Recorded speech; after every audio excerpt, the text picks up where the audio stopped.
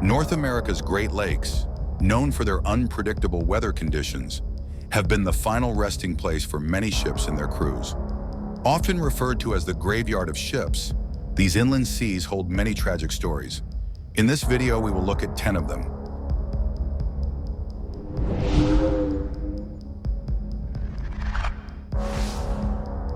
The tragedy of the Edmund Fitzgerald. In November 1975, the dry cargo ship Edmund Fitzgerald, under the command of Captain Ernest McSorley, was caught in a severe storm on Lake Superior. Despite technical problems and difficult weather conditions, the ship continued on its way. Suddenly, communication with the ship was lost and it disappeared from radar. All 29 crew members perished when the ship broke apart under the onslaught of huge waves. The Eastland Disaster. On a July morning in 1915 in Chicago, the steamship Eastland, filled with passengers on their way to a picnic, suddenly began to lurch at the pier. Within minutes, the ship capsized, killing 844 people. The tragedy occurred just yards from shore in front of a crowd of witnesses. Wreck of the Lady Elgin. In September 1860, the passenger steamer Lady Elgin collided with the schooner Augusta during a night storm on Lake Michigan.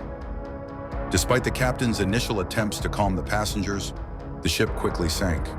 Of the more than 400 people on board, only 98 survived.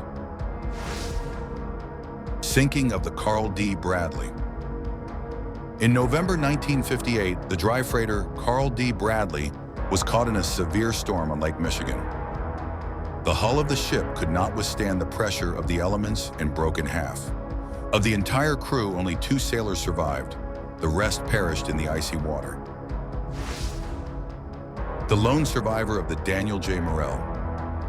On November 29, 1966, the dry cargo ship Daniel J. Morrell broke in 2 during a storm on Lake Huron. Dennis Hale, the only survivor of the 29 crew members, spent 38 hours in a life raft under extreme conditions and witnessed the death of his comrades. Shipwreck of the Cypress.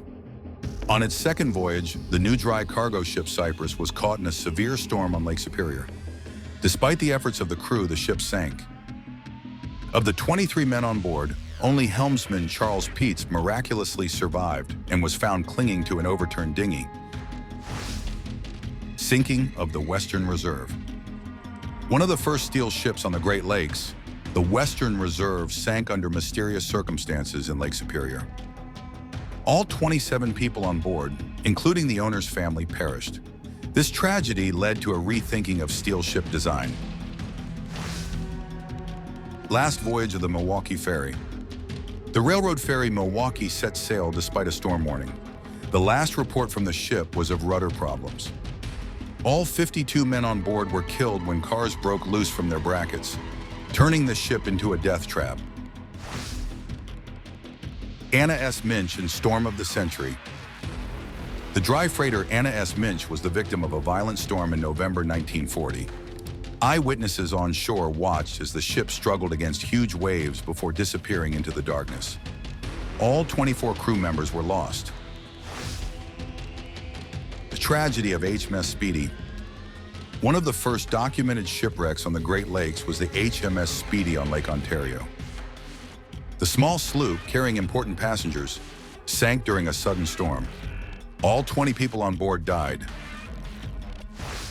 These stories illustrate the danger and unpredictability of the Great Lakes. Each shipwreck is not just a maritime disaster, but a tragedy of human fate.